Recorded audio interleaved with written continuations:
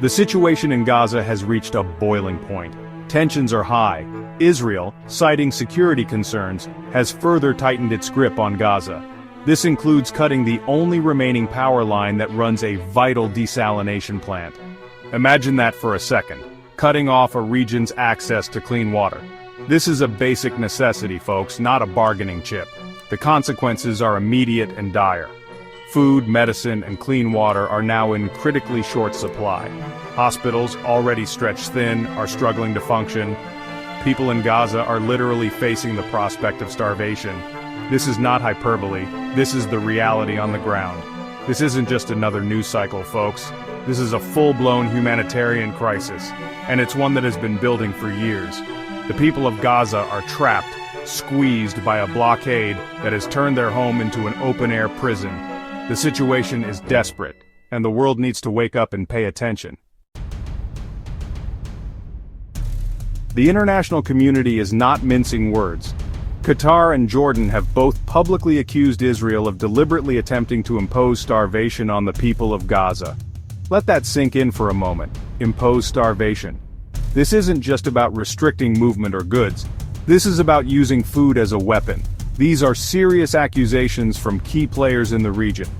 Qatar, a longtime mediator in the Israeli-Palestinian conflict, has called for an immediate end to the siege. Jordan, which shares a border with both Israel and the West Bank, has warned of the potential for further destabilization in the region. This is not just about Gaza anymore. This is about the potential for a much wider conflict.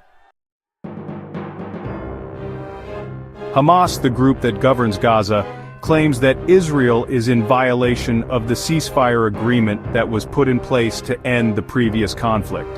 They point to the continued presence of Israeli troops in the border area between Gaza and Egypt, known as the Philadelphia Corridor. This corridor is a lifeline for Gaza, a potential route for humanitarian aid and essential goods.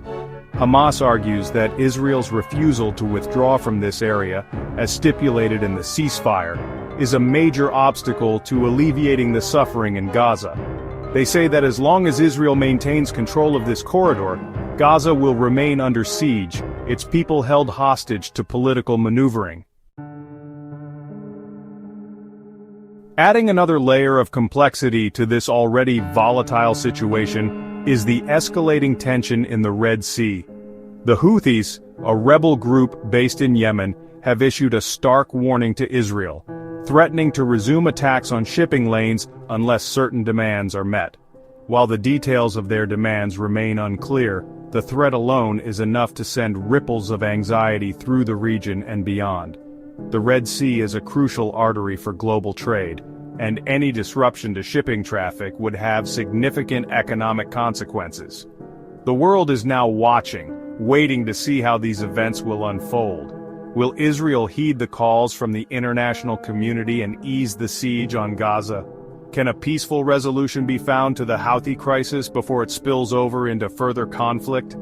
These are the questions that keep diplomats and world leaders up at night, and the answers, unfortunately, remain elusive.